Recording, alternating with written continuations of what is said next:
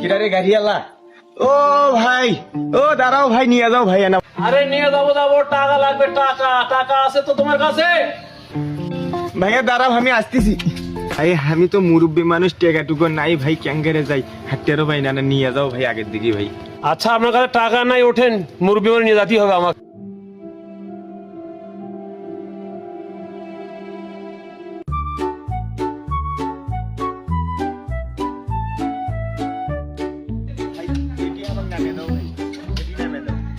A few moments later.